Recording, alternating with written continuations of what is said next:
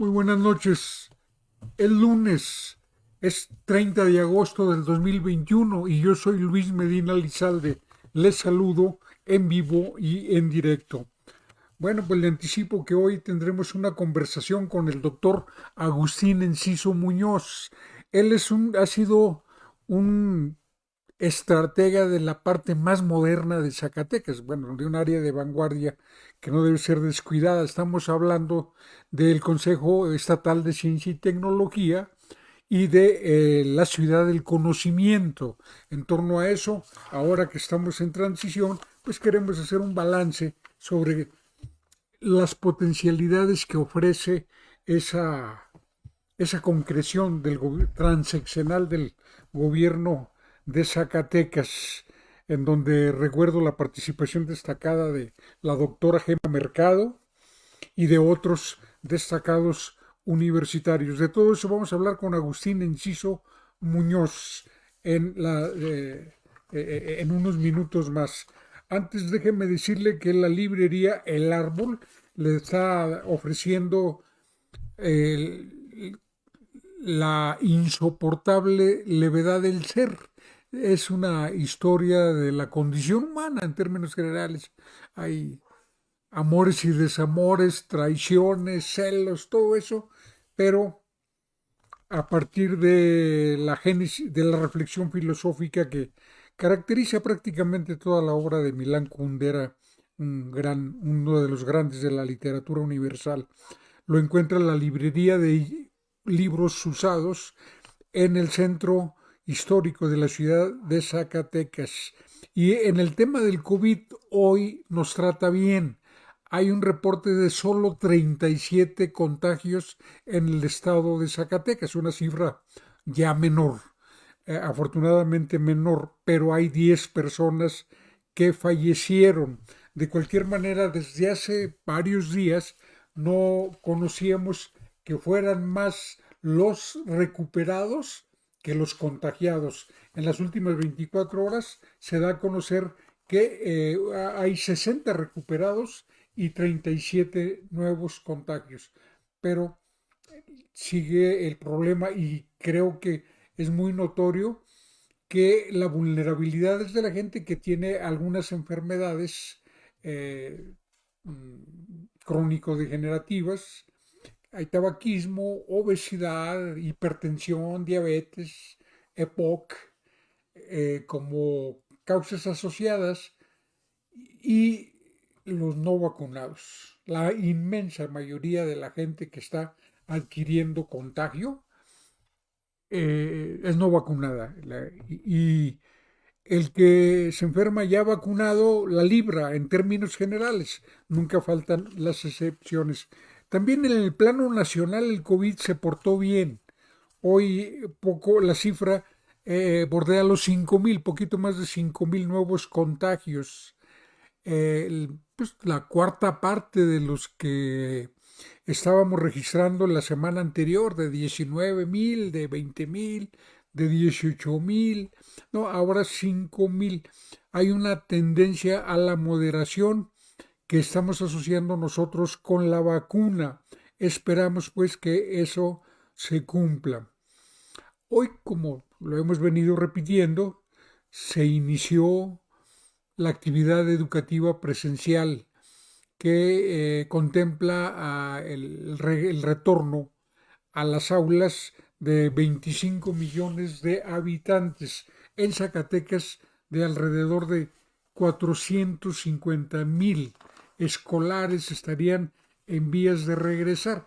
Está organizado para que esto sea gradual, progresivo, muy monitoreado.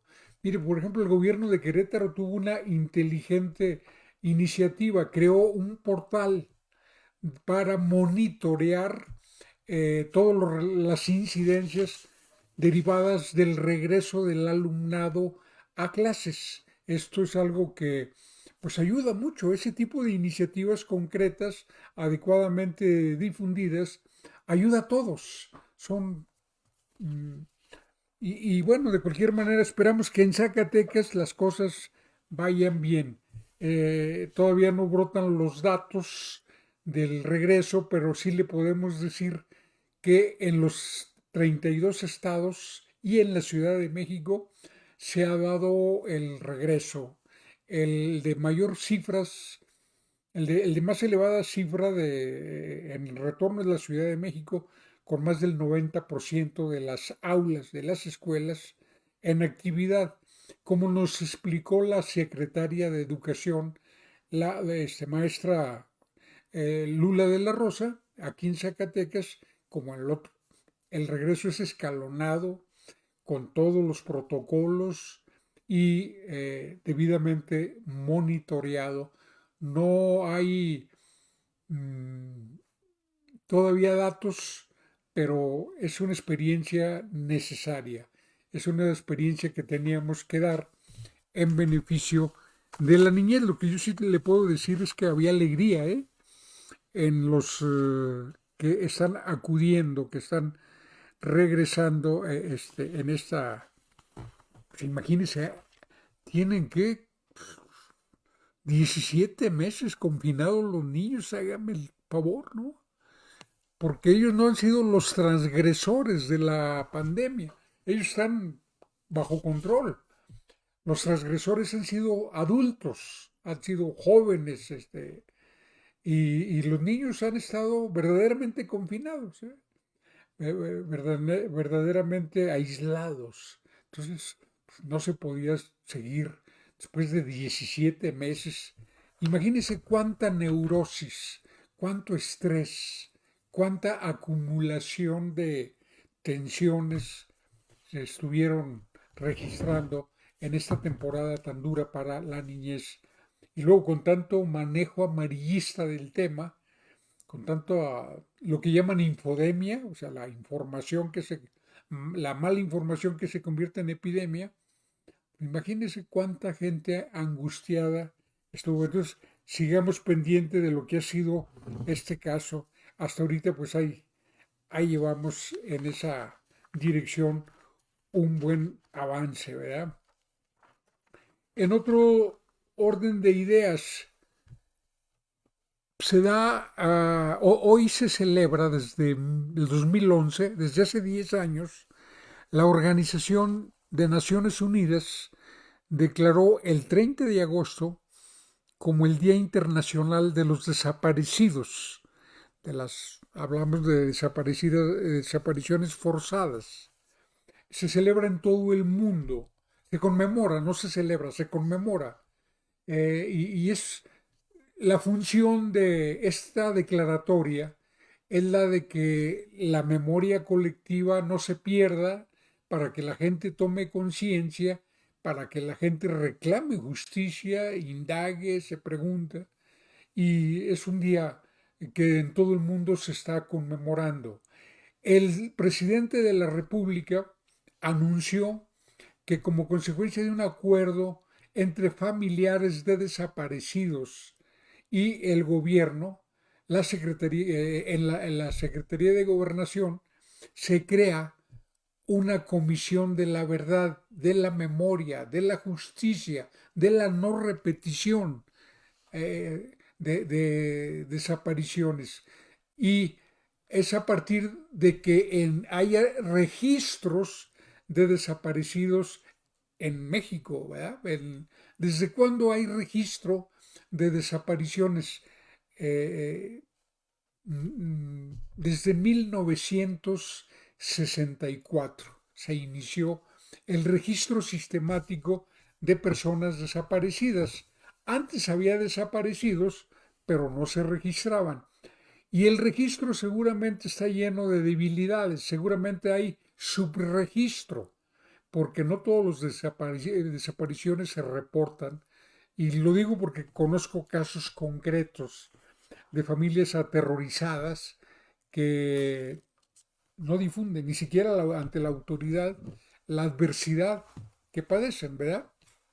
Es decir, el temor a que más miembros de la familia padezcan lo mismo, en fin. Hay subregistro por muchas razones, esa no es la única.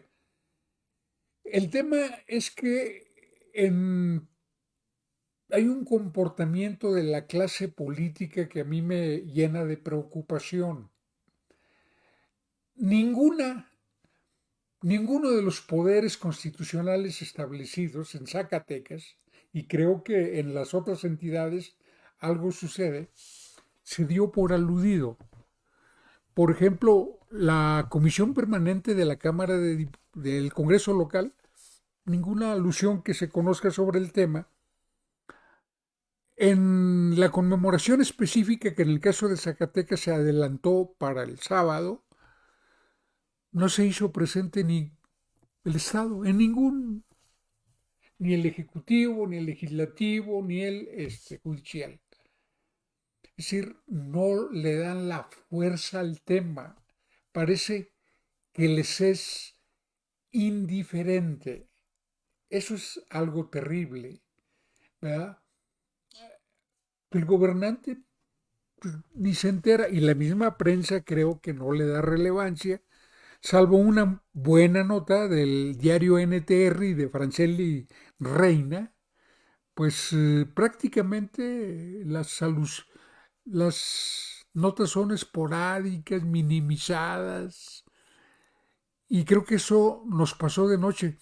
No conozco ninguna participación en el día, por ejemplo, de la Comisión Estatal de Derechos Humanos, de las comisiones de Derechos Humanos de la propia Cámara de Diputados, del propio gobernador, de los presidentes municipales. Es decir, la clase gobernante muestra un alejamiento del tema muy preocupante.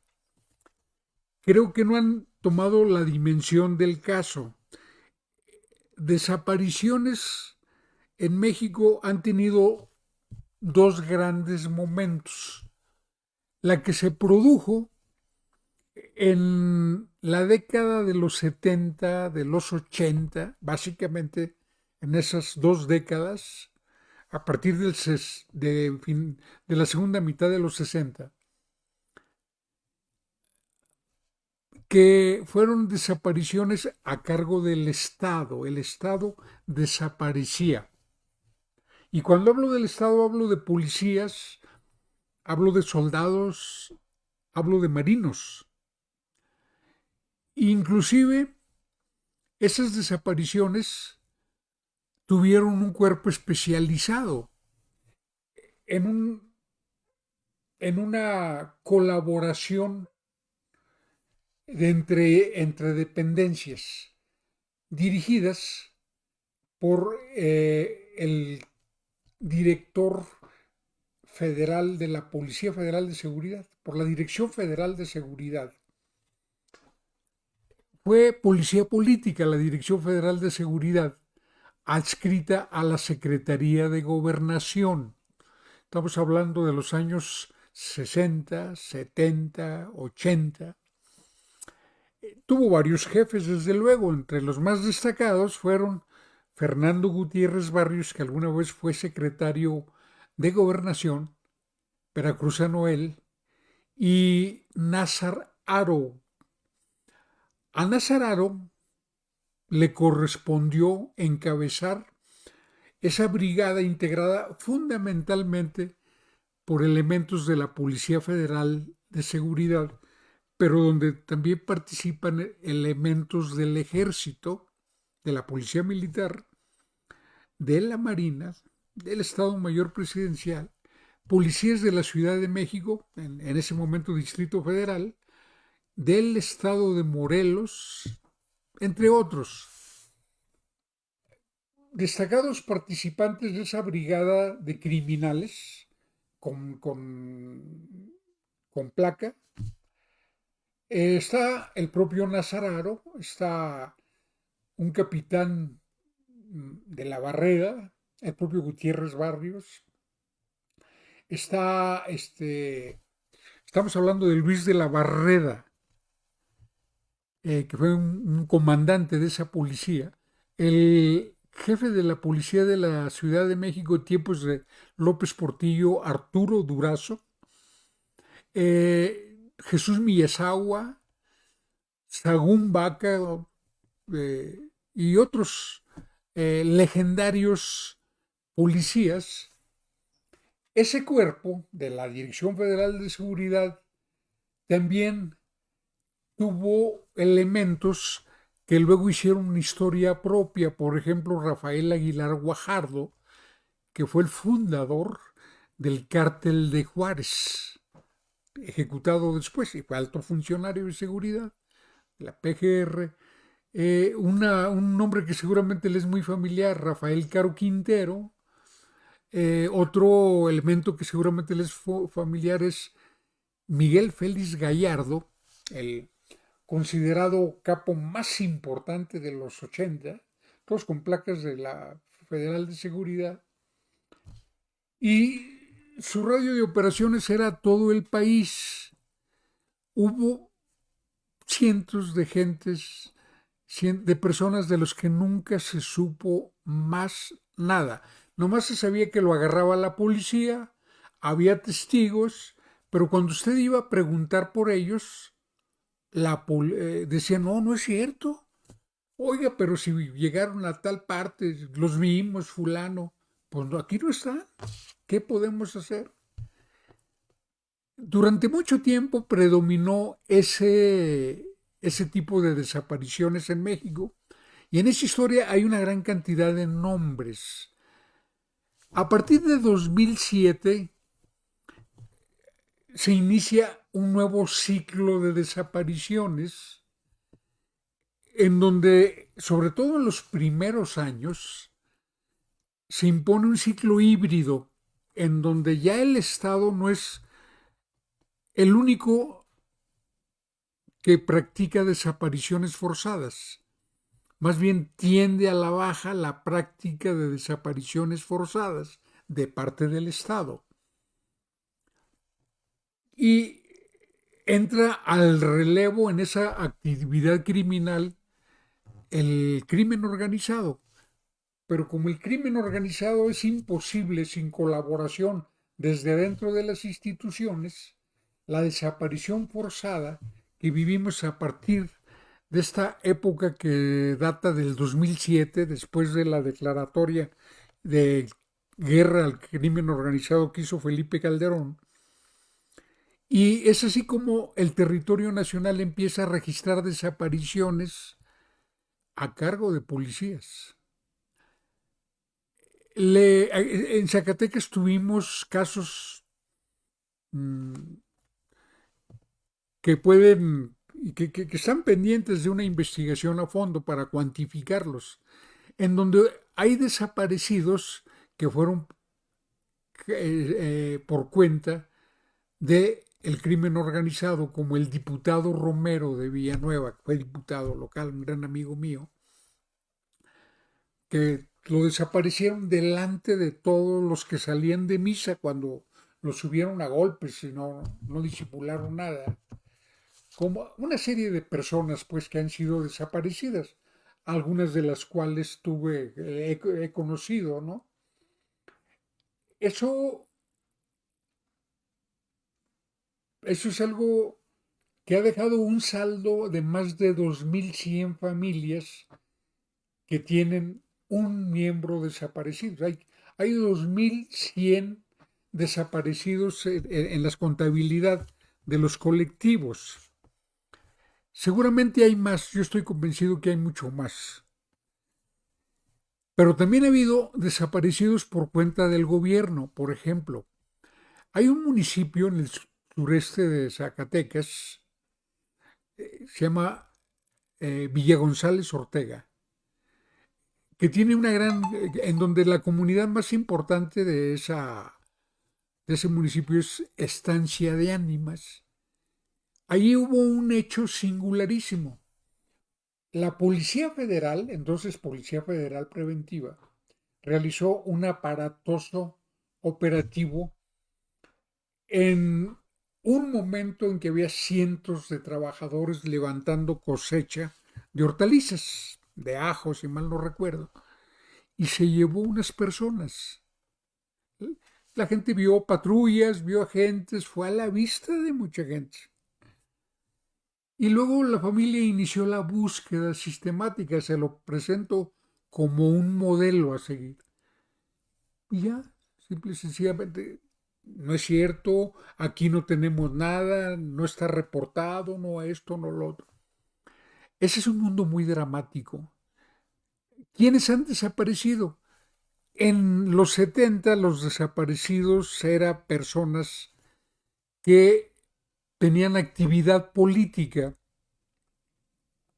que eran gente que luchaba pues por en el sindicato, en los movimientos campesinos, movimientos universitarios, algunos que usaban formas de lucha armada, otros lucha pacífica, otros lucha protesta, en fin, pero que tenían un pensamiento crítico del Estado. Eran generalmente, claro que se llevaban entre las patas a gente que a lo mejor nada más era amigo y estaba en el lugar equivocado, en el momento equivocado.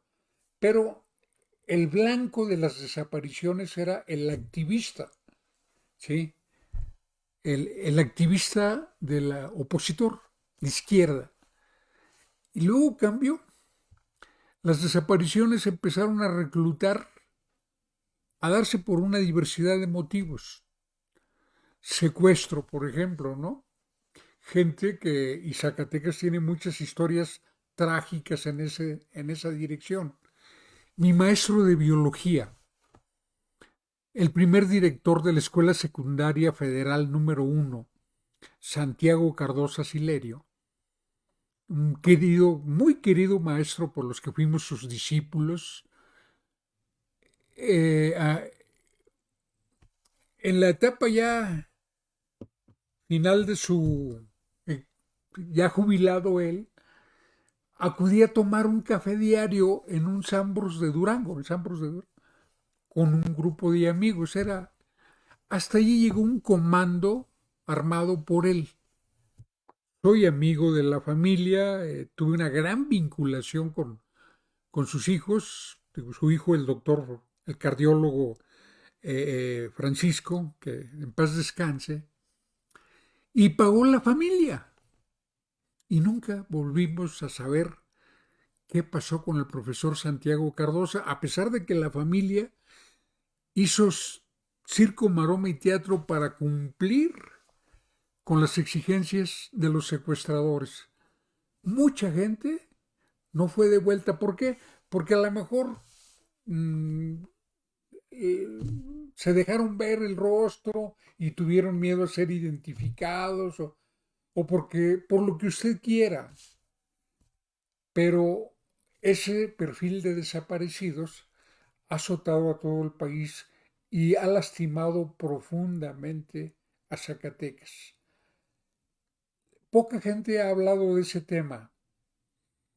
Eh, la misma familia de los desaparecidos se volvió muy reacia a organizarse para la búsqueda de sus hijos. Zacatecas ha sido tumba de gente de otros estados.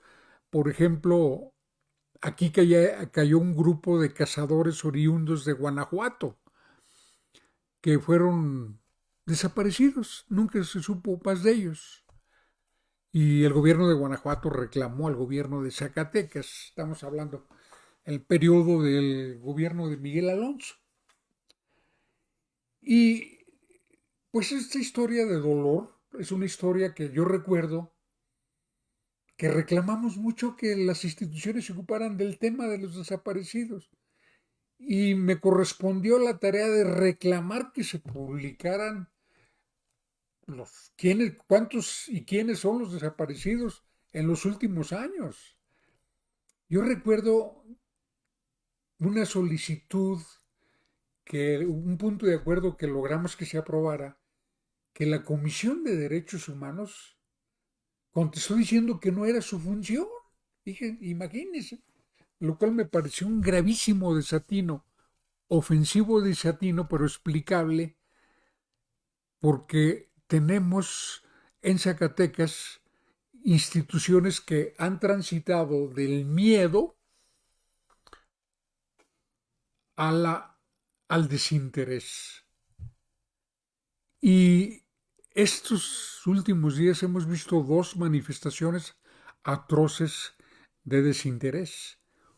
Uno, la ausencia del Estado a lo mínimo en la ceremonia de homenaje a los policías caídos, emboscados en Valparaíso, policías estatales. Yo lamenté mucho, fue el jueves pasado, el mismo día que el gobernador dio su evaluación quinquenal, pero cómo fue lamentable la ausencia de diputados, la ausencia del Tribunal Superior de Justicia, la ausencia de la Comisión de Derechos Humanos, la ausencia del gobernador. Se trata de darle fuerza al mensaje de no están solos, ¿sí? Y también la historia se repitió en el día en donde en el mundo se conmemora el Día del Desaparecido. Hoy, como si eso no estuviera pasando. Eso creo que tiene que cambiar. Creo que a todos nos corresponde reclamar que esta historia ya deje de funcionar, ¿sí? Que deje de funcionar, porque sí necesitamos nosotros que, que le entremos todos. Ya no podemos seguir mostrando. Mire Guanajuato. El gobernador de Guanajuato anda en lo suyo, anda en Europa consiguiendo inversiones, que es el pretexto de los políticos para viajar de gorra. Es ridículo que las inversiones lleguen con las visitas de los gobernantes. Diario andarían pululando todos los gobernadores del mundo, ¿no? Es absurdo eso. Se compite por las inversiones creando las condiciones favorables para la inversión. Los corporativos estudian, no dependen de lo que le diga un gobernador, tienen sus propios gabinetes de estudio, de búsqueda de nichos de mercado, de condiciones, de oportunidades de inversión, sin que les diga nadie. Ellos hacen sus propios estudios, ¿sí? Pero ahí están todos los gobernantes mexicanos acostumbrados a andar viajando de gorra, es la verdad, para recorrer el mundo, Europa, es algo que, pero cuando está en llamas, por ejemplo, Guanajuato, pues verdaderamente es muy lamentable que siga esa indiferencia, ¿no? Es algo que tenemos que ir mm, reflexionando con toda, con toda normalidad. Creo que no ha visto el doctor Enciso que ya estamos en espera de que nos llame, ¿verdad? Ojalá se conecte inmediatamente. Bueno, pues esperamos que se conecte, doctor. Estamos solicitando que nos llames. Creo que ya nos contestó. Y ese es el problema que estamos nosotros ujú.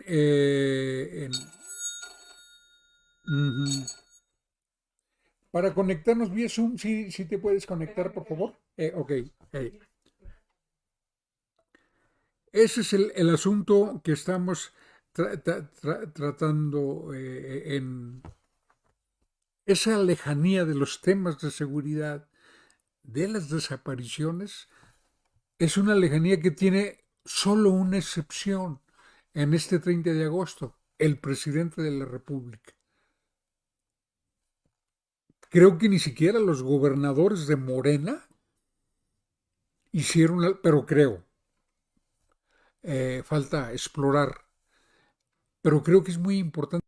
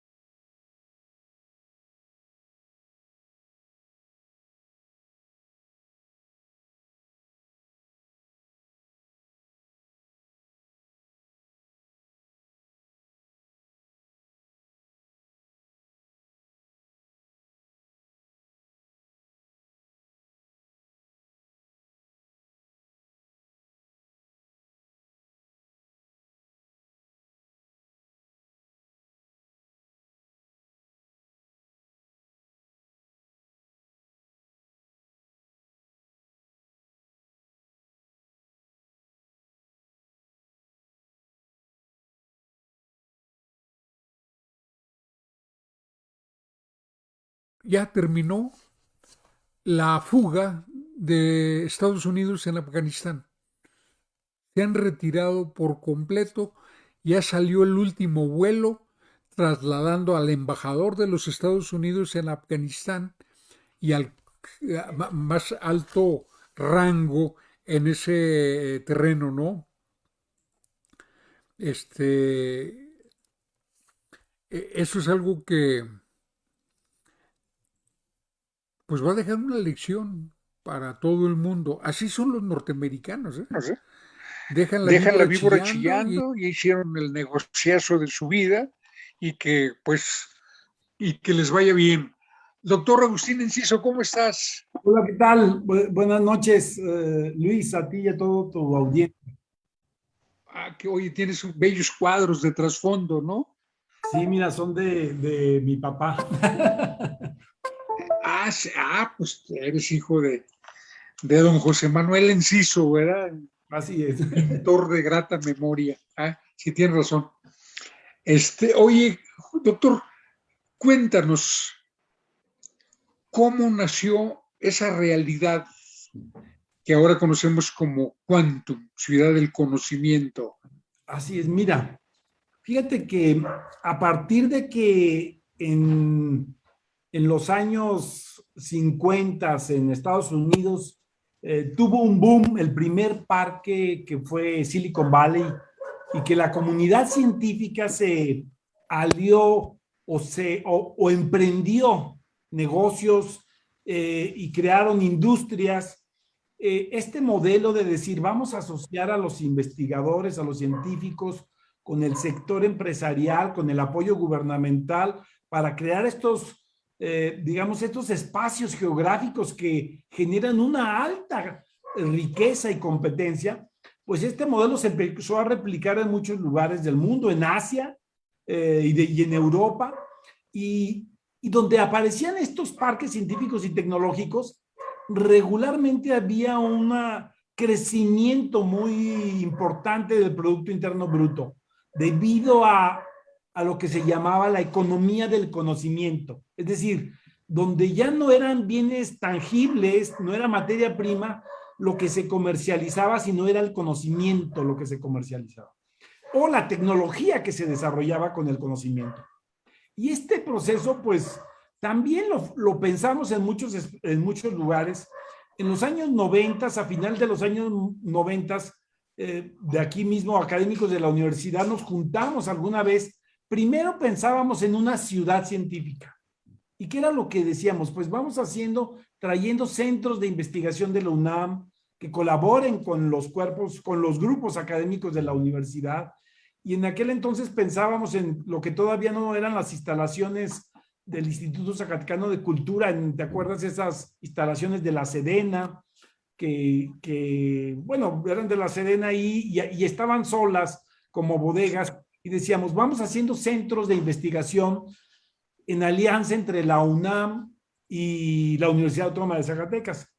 Hicimos un pequeño proyecto y todo, pero pues en esa época no tuvo mucho eco, y pasó el tiempo y entonces por el año 2006, 2007, ya que había asumido la dirección del Consejo Zacatecano de Ciencia y Tecnología la doctora Gema Mercado, nuestra amiga Gema, ¿lo recuerdas? En el gobierno de Amalia García.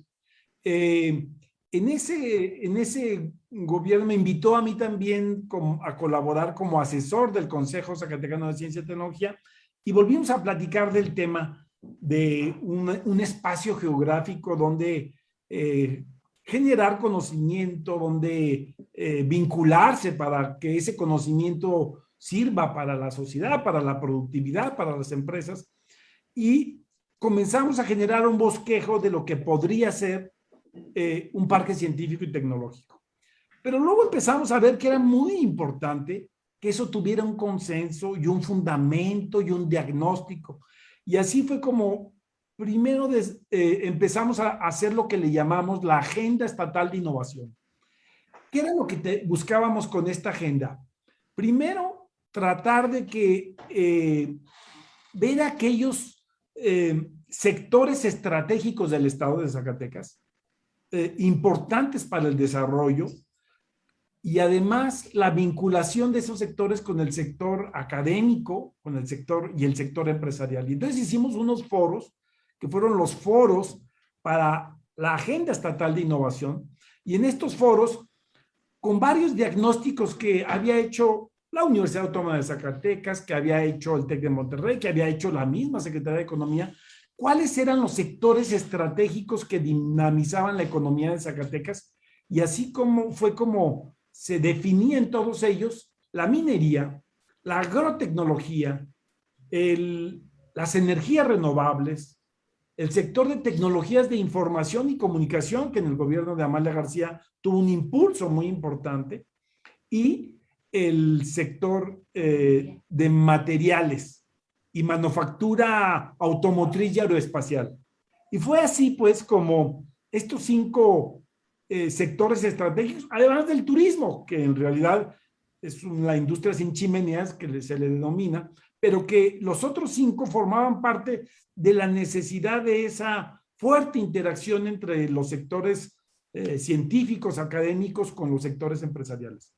Y de esta agenda estatal de innovación empezaron a salir qué proyectos serían importantes para vincular al sector académico con el sector empresarial. Una de las cosas que en la Agenda Estatal de Innovación, y que después lo hemos mencionado, es que la minería siempre ha dejado en Zacatecas pasivos ambientales, pueblos fantasmas. La riqueza se va, pero el desperdicio se queda. El desperdicio en el sentido del material y todo, y la contaminación.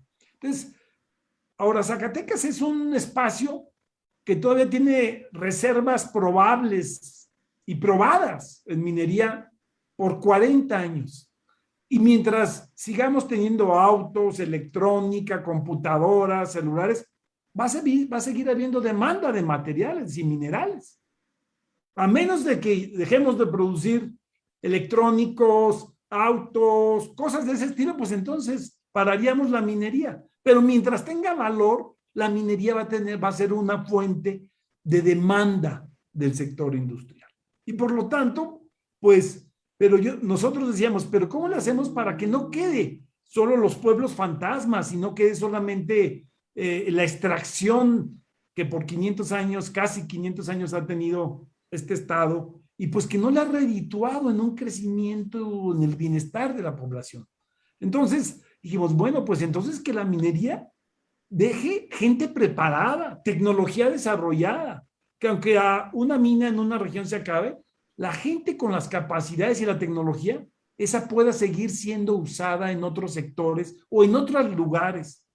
Y así fue como pensamos, pues, que entonces deberíamos de propiciar el crecimiento de centros de investigación en minería y metalurgia, en medio ambiente, en agua, en relación con las comunidades, todo lo que tiene que ver con esta parte de minería, pero también a los proveedores, que no sean solo centros de investigación de las grandes empresas mineras, sino que sean de aquellos proveedores locales que puedan desarrollarse, y en lugar de que le estén comprando ellos tecnología a los alemanes, a los suecos, a los canadienses, australianos, lo que sea, que estén comprándole a los que se están desarrollando así. Y así fue como en la propia Agenda Estatal de Innovación se definieron proyectos estratégicos que podrían ir impulsando el desarrollo de proveedores locales para desplazar a las industrias extranjeras. Y fue como empezaron a nacer unos de los proyectos. La empresa de LASEK-Becker se llama LASEK-Becker porque empezó LASEK a desarrollar cosas que luego desplazó a la empresa alemana. Estratégicamente la empresa alemana Becker le dijo, te compro la mitad, y fue una opción para el empresario zacatecano decirle, sí, está bien, te vendo la mitad, por eso se llama LASEK-Becker. Y así, y entonces, este mecanismo, bueno, además, tenemos que decir que en esa época, la directora del CONCYT, Gemma Mercado, empezó, y tu servidor empezamos a buscar espacios donde poder instalar un parque científico y tecnológico. Y habíamos visto la experiencia de otros estados, que los ponían muy lejos de la ciudad, o eran centros o parques científicos donde solo había empresas y parecía como un parque industrial, o otros donde solo había centros públicos de investigación y parecía como un campus universitario. Entonces, no, tenía que ser esa mezcla entre lo público y lo privado que haga un proceso de crecimiento y de innovación. Y inicialmente nos decían que si nos íbamos allá por el aeropuerto, y yo lo platicaba y les decía que no, es que tiene que estar en la ciudad, porque los estudiantes están en la ciudad. Además, tiene que ser cerca de una universidad para que los estudiantes se vinculen rápidamente, cerca de los servicios, porque además, pues, el sector académico y los propios empresarios, pues, digamos, suelen irse a lugares cómodos para trabajar. Y por eso fue que buscamos un lugar, un espacio que estuviera cercano a la ciudad. Había dificultades porque lo rodeaba la vía del tren y cómo pasar debajo de la vía del tren. Eso fue un proceso que también nos ayudó mucho el propio clúster minero, porque tú sabes que los trenes son de Ferromex, que es de Germán Larrea, que es un empresario minero, y pues a través de ese mecanismo pudimos que nos dieran oportunidad de pasar debajo de la vía del tren, porque nos decían que no se podía, que es una curva con una zona de una curvatura muy grande y de bajada, que ahí no podía pasar un puente. Finalmente logramos hacer eso durante los primeros años, y algunos pequeños recursos limpiamos el espacio porque era un basurero, entonces tuvimos que limpiar, y también había muchos restos de jales de la antigua mina de Bote que está ahí ya abandonada. Entonces, después de ese proceso, pues fue como también se acomodaron muchos elementos, porque en ese entonces el gobernador Alejandro Tello era presidente de la Comisión de Ciencia y Tecnología. Le platicamos el proyecto, él lo asumió el proyecto y dijo sí, y entonces el propio CONACYT vio el proyecto, dijo, bueno, pues para estados con debilidades y tal, en lugar de darles 1-1 en el fondo mixto, yo les puedo dar de 2-1 o de 3-1, y pudimos hacer una bolsa más o menos grande para el apoyo a proyectos que fueran concursables, porque además eran concursables y evaluados con los criterios nacionales que hacía el propio CONACYT. De tal manera que ha sido este proceso, pues, de la conjunción de muchos elementos, pero que ha implicado también el convencimiento de muchos actores, porque proyectos de esa envergadura y de largo aliento, porque no son proyectos para una administración. Ve dónde empezamos, en el gobierno de Amalia a conseguir espacios, en el gobierno de Miguel a consolidar un poquito esos espacios, y ahora ya en el gobierno de Alejandro Tello a generar esta infraestructura y los proyectos, y tiene más espacio para seguir creciendo, perdón. Pero ha tenido la suerte también de que han venido de muchos lugares y decir, yo quiero algo igual. De San Luis vinieron, después de que lo conocieron, le han propuesto al gobernador todo un grupo ahí de académicos y empresarios que haga un parque parecido al de Zacatecas, así lo dicen. Han venido de Aguascalientes, han venido de muchos lugares, es decir, queremos un lugar como ese estilo, y además tenemos nosotros muchos empresarios de buen nivel y académicos, universidades y tal. Y entonces yo pienso que es un proyecto que ha tenido la aventura, no la aventura, sino o sea, o la cosa buena de que, pues, ha sido platicado con muchos actores a lo largo del tiempo, ha sido convencido con muchos actores para que un proyecto de esta índole se necesita la intervención de muchos actores, y no hay una persona sola que lo hace, es la conjunción de muchos factores, de muchos elementos y del trabajo de mucho tiempo, duro y duro, de convencimiento y de argumentación de los beneficios que puede tener un espacio como este. Doctor, ¿con quién tiene este espacio que se ubica en Ciudad Administrativa, en los contornos de Ciudad Administrativa? ¿Con quién tiene vinculaciones institucionales? Con la UAS, desde luego. Con la UAS, con el Politécnico a través del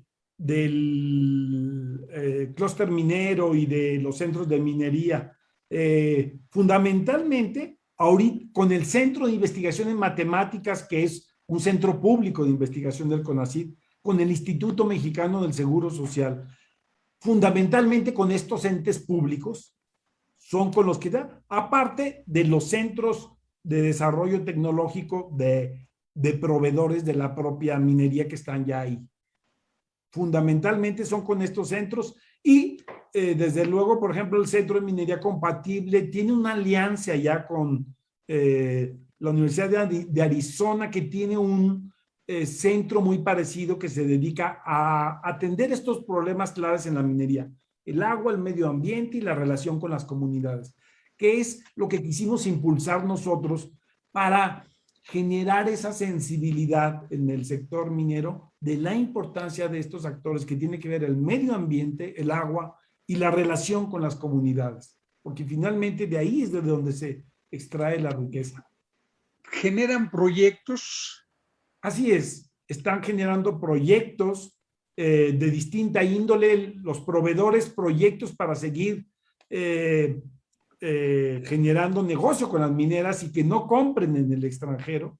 El sector minero, como el Centro de Minería Compatible de Frisco, ahí se hacen la investigación de muestras, de proyecciones, de exploración, de metalurgia para eficientar los procesos dentro de la minería. Y otros actores que hay ahí. Está el Centro de Investigación de Matemáticas, que tiene un posgrado en Ingeniería en Software y otro en Robótica. Está el complejo de laboratorios de la universidad, un posgrado en energías renovables, electrónica, en materiales y en óptica y fotónica. Además de otros actores como el Laboratorio de Sostenimiento de Roca de una empresa Servimolina, el Centro de Capacitación en Voladuras de la empresa Terra, todas estas zacatecanas, de personas zacatecanas, de zacatecanos, y bueno, este es el conjunto de espacios. Obviamente está la Agencia Espacial Mexicana, que se creó como una entidad, pues casi que de nombre, porque no tenía ningún centro de investigación, y ahora ya tiene un centro de investigación que lo trabaja en coordinación con la Universidad Autónoma de Zacatecas. Doctor Agustín Enciso, ¿qué pueden esperar de esta ciudad del conocimiento los sectores productivos tradicionales de la región? Hablo de agricultores, de ganaderos. Efectivamente, mira, creo que ese es el siguiente paso que tiene que ir dando esta parte. Crear centros de desarrollo tecnológico y de investigación alrededor del tema de la agroindustria. Porque mira, en el tema de la genética, por ejemplo, en el asunto de la ganadería, hay investigadores que trabajan directamente en muchos de estos temas. Flores Arechiga, hermano de Paco Flores, Carlos.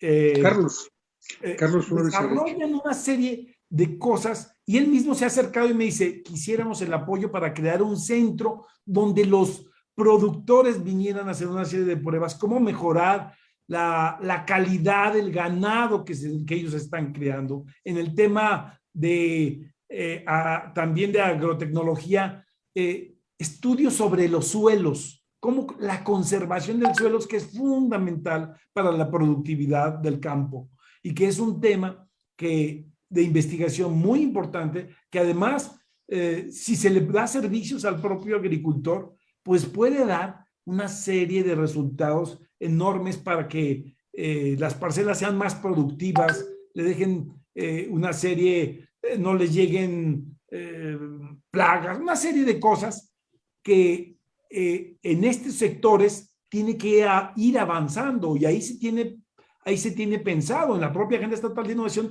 y en los proyectos que tiene Quantum alrededor de eso, tanto para el sector agroindustrial como también para el sector de energías renovables y materiales. Tú sabes que estamos en el corredor automotriz y aeroespacial que viene Puebla, Querétaro, Guanajuato, San Luis, Aguascalientes, Zacatecas, Coahuila, Nuevo León, y están llegando industrias del sector de autopartes, de automotriz.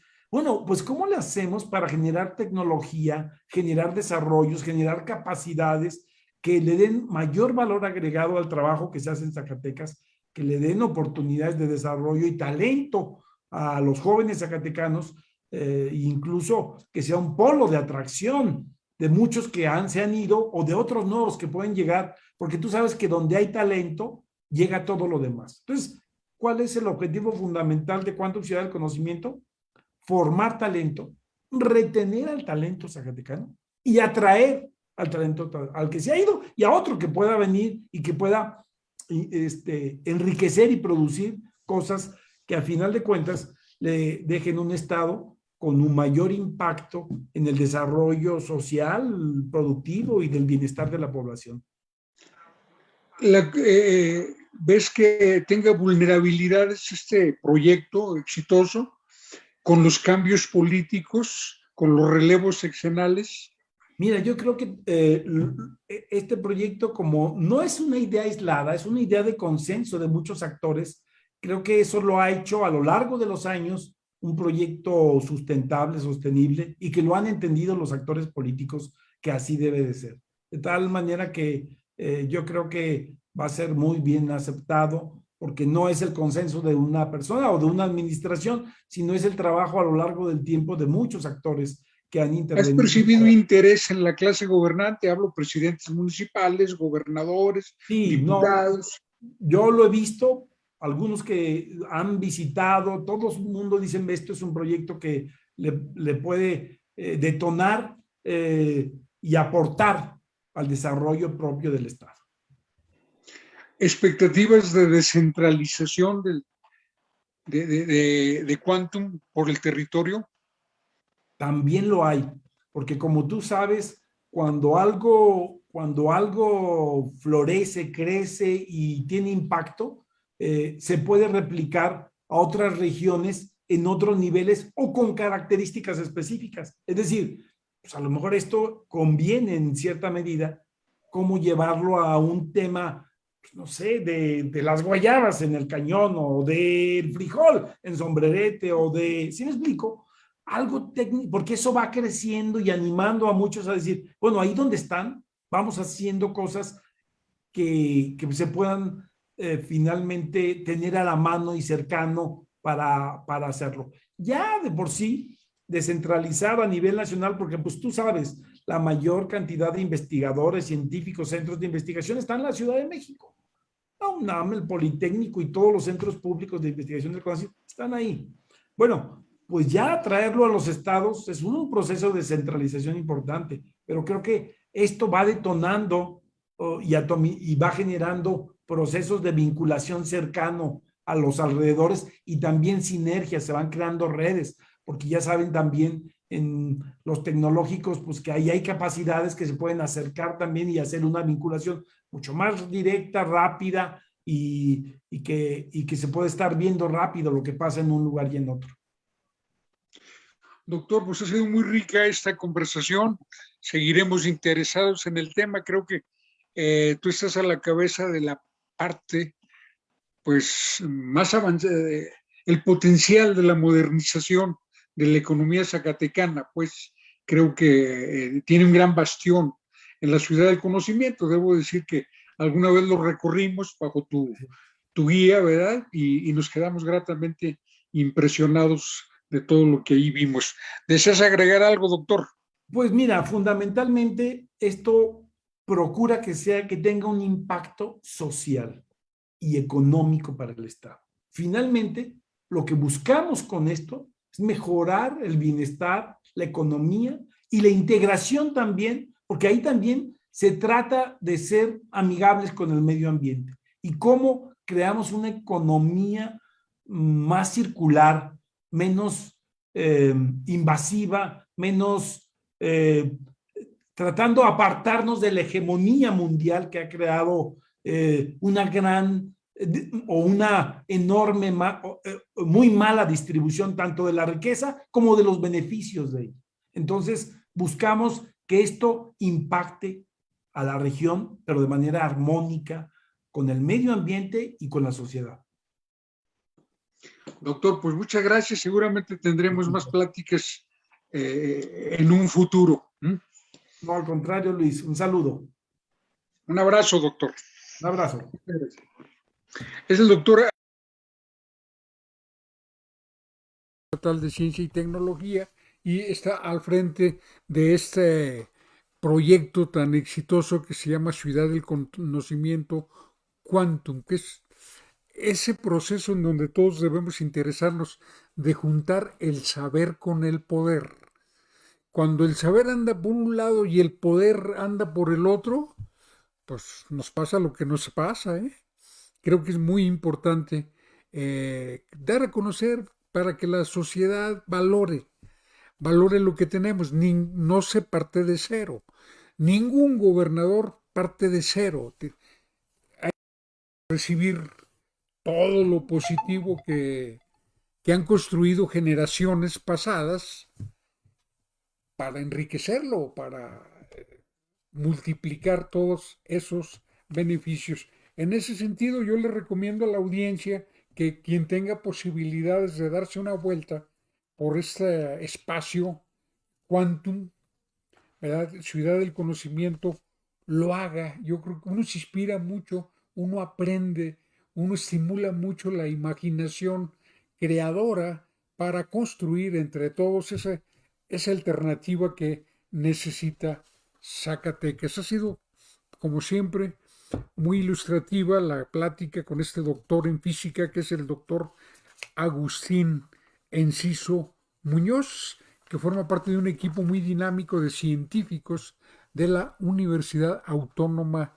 de Zacatecas y que, bueno, han concretado una gran aportación para el desarrollo, que afortunadamente no se ha topado con la mezquindad sexenal, de que no, como lo hizo el otro, yo ya no le doy continuidad.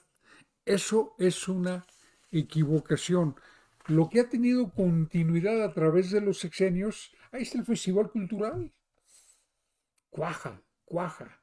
Y creo que esto pues es un legado muy importante que vamos a recibir los zacatecanos y que ojalá también encuentre mucho estímulo, mucho aliento. Esa es la parte de vanguardia que no debemos perder de vista los zacatecanos. En otro orden de ideas, bueno, estamos un tema que tiene que ver con lo que estoy diciendo. Ya ve que en el Zapotillo, en Jalisco, se construye una presa donde ya llevan invertidos más de 6,000 millones de pesos, pero la presa tiene resistencia porque los jaliscienses ven que es una presa concebida para resolver el problema del agua del estado de Guanajuato, de León. Y la disputa por el agua entre estados también se da.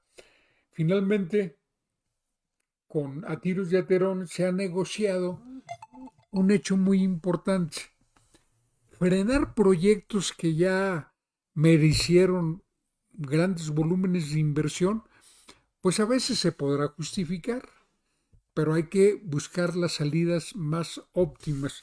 Y en el caso de la presa del Zapotillo, finalmente creo que la solución consistió en que se terminará la presa, pero que solo abastecerá necesidades de la región de Jalisco. Claro, no gustó nada esa solución en Guanajuato, pero ¿sabe qué? Creo que se están acumulando muchas razones para reclamar pronto una nueva ley para que regule el acceso al agua, una ley, una ley de aguas nacionales. ¿Por qué? Porque hay acaparamiento de agua en este país. Hay concentración de concesiones para la extracción de agua monopolizadas en grandes corporaciones. Entonces, eso está amenazando la viabilidad de regiones enteras. Está poniendo contra la pared a habitantes de muchas zonas de este país y también está haciendo un uso muy irracional del agua. Hay muchos temas por revisar. Creo que hay regiones donde no deben autorizarse embotelladoras, ni de cerveza, ni de agua, ni de nada, por cuidar el agua.